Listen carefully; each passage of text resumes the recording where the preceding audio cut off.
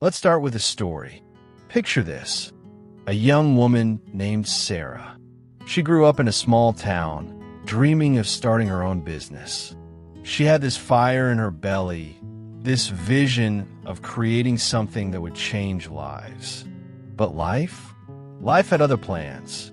Her first attempt at a business failed miserably, lost money, lost time, lost confidence.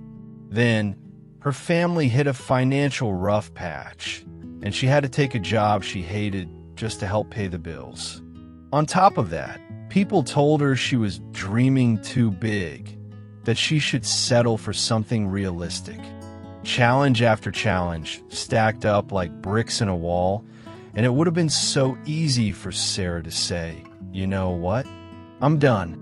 This isn't for me." But she didn't.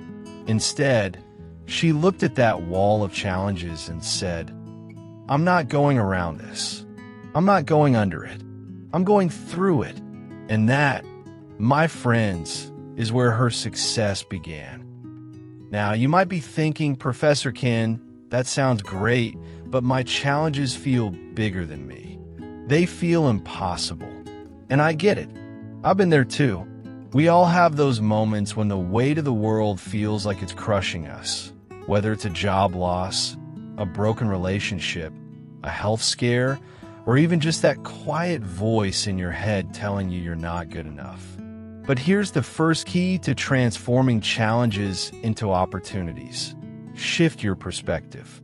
See, challenges aren't dead ends. They're detours. They're not stop signs. They're stepping stones. The moment you stop seeing them as enemies and start seeing them as teachers, everything changes. Think about it. Every great success story you've ever heard, every hero, every legend, had to face something tough. Michael Jordan got cut from his high school basketball team. Oprah Winfrey was told she'd never make it on TV. J.K. Rowling was a single mom on welfare, rejected by publisher after publisher. What do they all have in common? They didn't let their challenges define them. They used them. They turned the pain into power, the struggle into strength. And you can too. How? Let's break it down. Step 1, embrace the challenge. I know, that sounds crazy. Embrace the thing that's making you cry at night. Embrace the thing that's keeping you up, stressing you out. Yes, because here's the deal. You can't change what you don't accept. When you fight against a challenge, when you resist it with every fiber of your being, you're wasting energy you could be using to grow.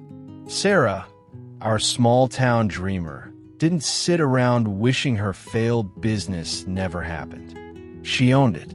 She said, "Okay, this is my reality. Now what can I do with it?" That's the mindset shift that opens doors. So whatever you're facing right now, big or small, stop running from it. Look it in the eye and say, "You're mine. I'm going to make something out of you." Step 2, find the lesson. Every challenge has a gift wrapped inside it, even if it's buried deep. Maybe it's patience. Maybe it's resilience. Maybe it's a skill you didn't know you needed. For Sarah, her failed business taught her about budgeting, about marketing, about what customers really want. Lessons she wouldn't have learned any other way. I'll give you an example from my own life. Years ago, I went through a rough patch where I lost a job I loved. I was devastated. I thought, this is it. I've hit rock bottom.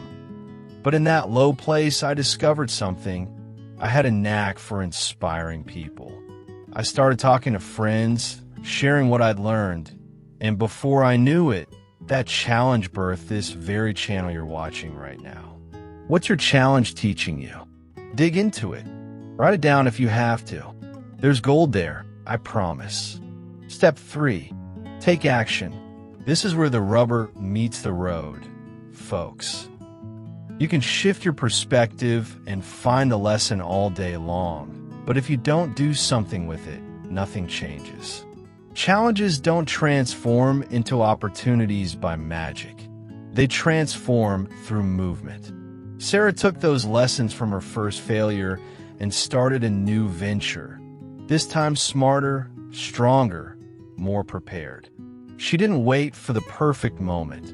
She made the moment perfect by acting. So ask yourself, what's one step you can take today? It doesn't have to be huge.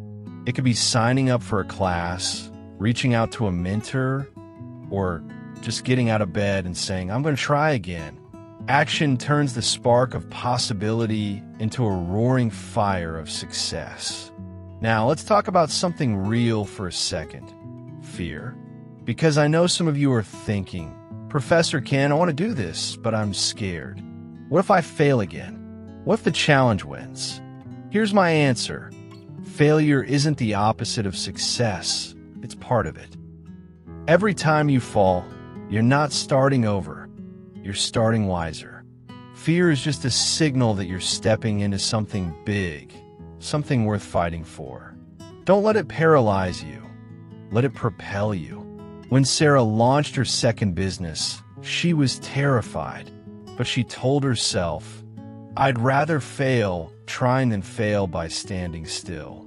Today, that business employs 10 people and inspires hundreds more. Fear didn't stop her. It fueled her. And that brings me to the heart of this whole thing. Challenges are your training ground. Think of life like a gym. Those heavy weights, they're not there to crush you. They're there to build you. Every time you lift them, you get stronger.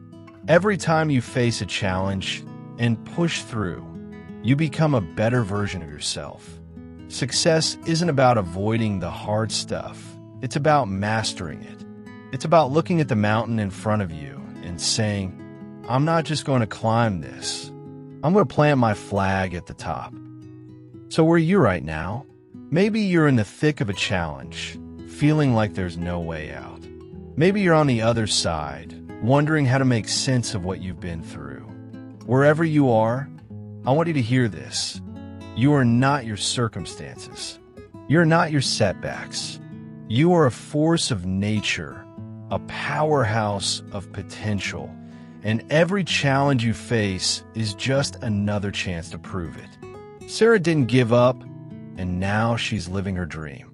I didn't give up, and now I'm here talking to you. And you're not going to give up either, because the success you're chasing, it's not out there somewhere. It's in you, waiting to be unleashed. Let me leave you with this. The next time life throws a curveball your way, and it will, I want you to pause. Take a deep breath and ask yourself 3 questions.